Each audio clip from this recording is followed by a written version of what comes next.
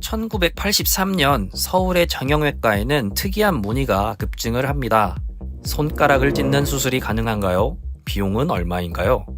그리고 그 병원에 손가락을 찢으러 방문하는 아이는 주에 2~3명꼴. 병원의 물리치료실에는 6살 정도 되는 아이들이 수상한 액체에 손을 담그고 있습니다. 왜 이러는 걸까요? 이 기괴한 광경은 영화가 아니라 실제로 국내에서 벌어졌던 일입니다. 바로 피아노를 잘 치기 위한 욕심 때문인데요. 손이 크면 더 넓은 범위의 옥타브를 활용할 수 있다는 장점이 있는데, 손이 작으면 많은 옥타브를 소화해야 하는 특정 음악을 포기할 수밖에 없다고 합니다. 이 부분에서 사람들의 수요가 생기니 자연스럽게 이런 무식한 수술이 등장하게 된 겁니다. 수술은 중지와 약지 사이를 찢어서 손가락의 가동 범위를 넓히는 방식으로 진행된다고 하는데요. 이 수술을 해주는 병원 관계자는 수술 후 2~3개월 동안 물리치료를 하면 정상적으로 생활이 가능하다고 말합니다.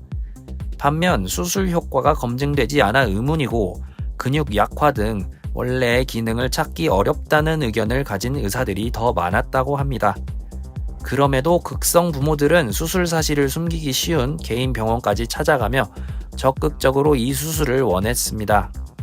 사실 이 수술은 1880년대 이후에 서양에서 먼저 유행했는데요.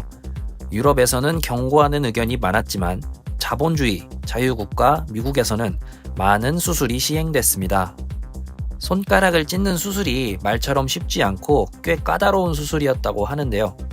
결과적으로는 예후가 안 좋은 경우가 많아서 시간이 갈수록 점차 수술을 하지 않게 됐다고 합니다. 70년대 한국은 급격한 경제적 성장을 하던 시기였는데 중산층이 증가하면서 예술 조기 교육이 활성화되기 시작했고, 그것을 대표하는 것이 바로 피아노였습니다.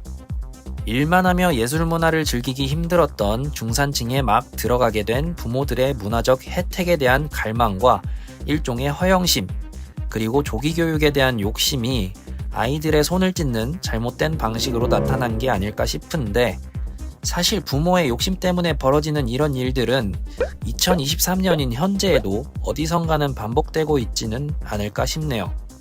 인간의 욕심은 끝이 없고 같은 실수를 반복하는 역사는 현재 진행형인 것 같습니다.